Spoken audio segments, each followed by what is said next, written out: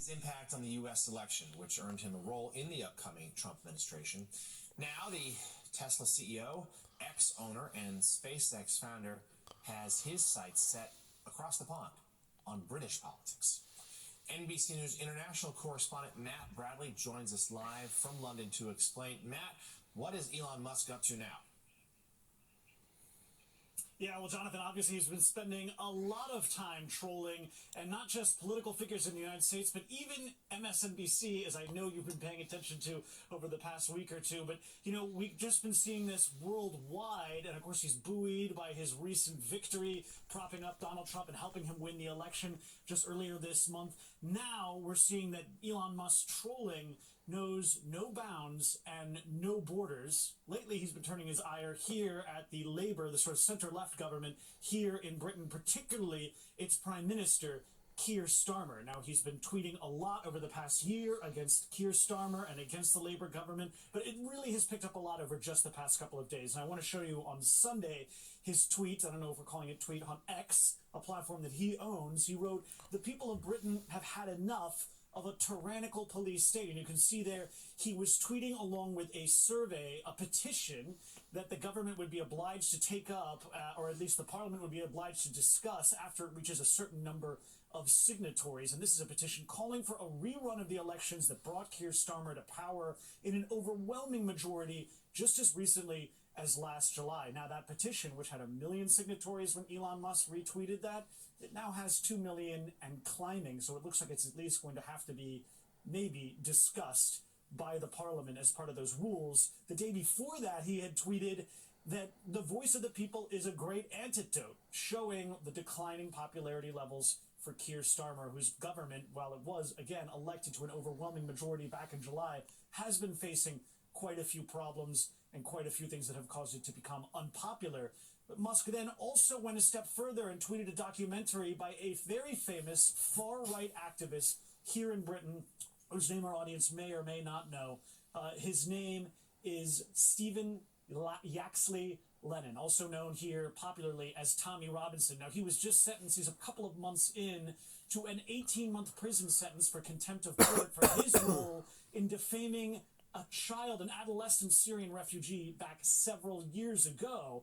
Now, Tommy Robinson admitted guilt in this case, but his time in prison, his sentence has still been seen as very controversial among the far right here in Britain and even in the United States, where he's a well-known name in far right circles. Now, all of this hazing over the past couple of days, well, almost nothing. We heard from Keir Starmer, from 10 Downing, saying that they're not surprised that the people of Britain want another election, even though we just had one here back in July, very recently. So actually, the Prime Minister has come into some criticism from the left-wing politicians here, who say that Keir needs to stand up to Elon Musk. And this really just goes to show what has changed. Well, Elon Musk is now very much not in power per se, but he is a very close confidant of incoming President Donald Trump, who just...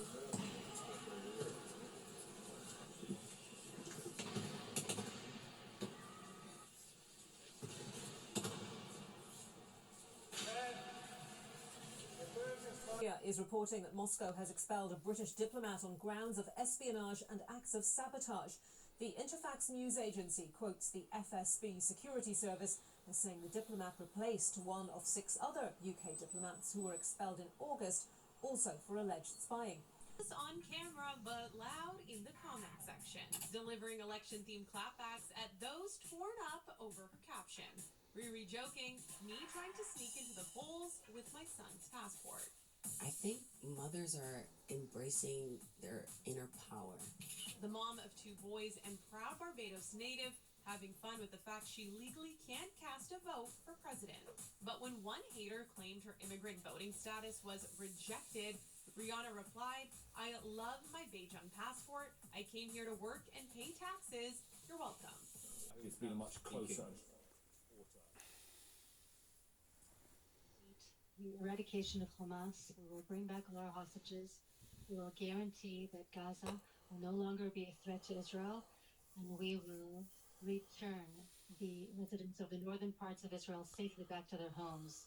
The war will not end until we obtain all of these goals, including the safe return of our northern residents to their homes. I want to tell you, this will happen. It will happen just as it has in the south. She's putting her work boots on. She wants millions more to do the same. Let's see how the expert does it now. Apprenticeships like these, managed by Peterborough College, training or education opportunities will be offered to every 18 to 21-year-old in England under plans unveiled by the Work and Pensions Secretary today. All part of a £240 million investment programme to get some of the 9 million out of a job or not looking for one back to work. What a prat. Take a photo of his number plate. What a prat.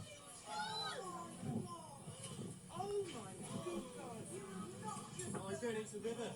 Oh, there's rain, it's been very old in the lawn.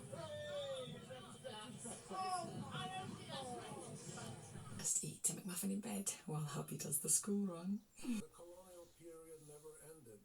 The Western powers continue to insist on giving Israel primary rights and primary security guarantees in the Middle East above the rights of other people.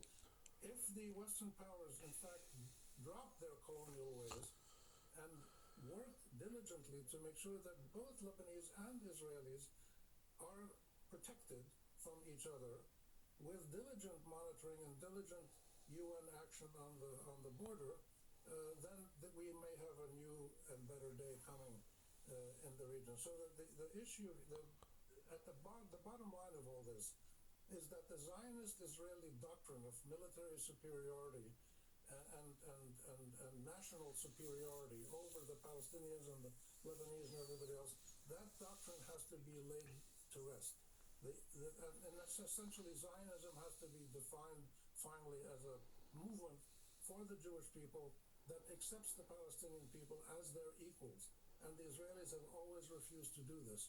And they're still refusing to do it in this ceasefire agreement. The signs aren't as obvious as the bruises and the cuts. How can you get up in the middle of the night and flee if you have no money? But economic abuse leaves countless women trapped in relationships and still counting the cost long after they managed to escape. Rebecca Beattie spent 5 years with her partner, physically and emotionally abused, yes, but it was the financial control that he appeared to relish. It left her and her young son trapped. I remember going around the flat looking for pennies to be able to buy food to feed my son, and it's not that I wanted nice things, I just wanted to survive. He wouldn't give me money towards household bills and living expenses. He had my bank card, he knew the PIN numbers to all my bank accounts. Leaving an abusive partner is often the most dangerous moment for a woman. Rebecca's story was no different. He came into my home and assaulted me to the point of needing reconstructive surgery. Bodily harm and was sentenced to 18 months in prison in 2012, but it was far from over. Rebecca said, "You've got to support local." Because Tuesday's your turn to wash up. I wasn't aware we had a rota, Stephen. Gavel came down on what was, by common consent, the most fractious, divisive and badly chaired climate summits of recent years.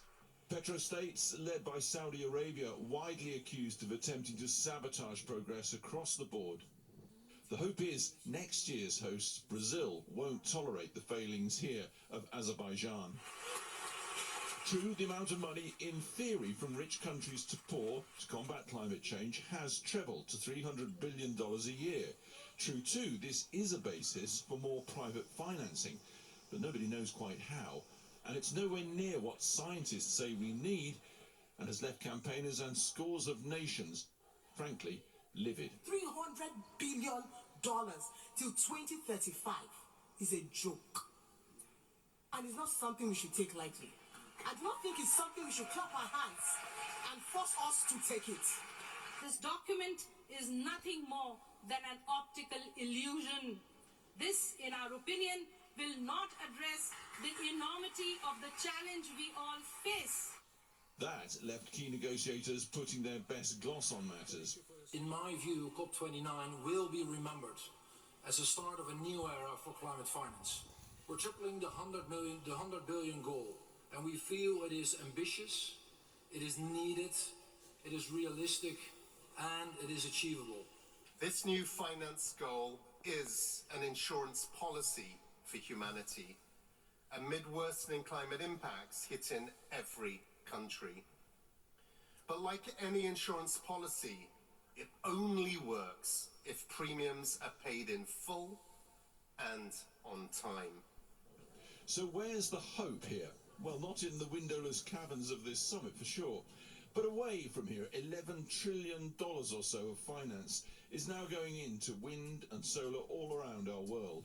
Business knows where you can get rich and for once benefit the planet. Every electric vehicle, wind farm, a nail in the fossil fuel coffin, the cause of the crisis. So countries like Saudi Arabia, Azerbaijan and possibly the US under Donald Trump, who declined this energy revolution, may end up the economic losers.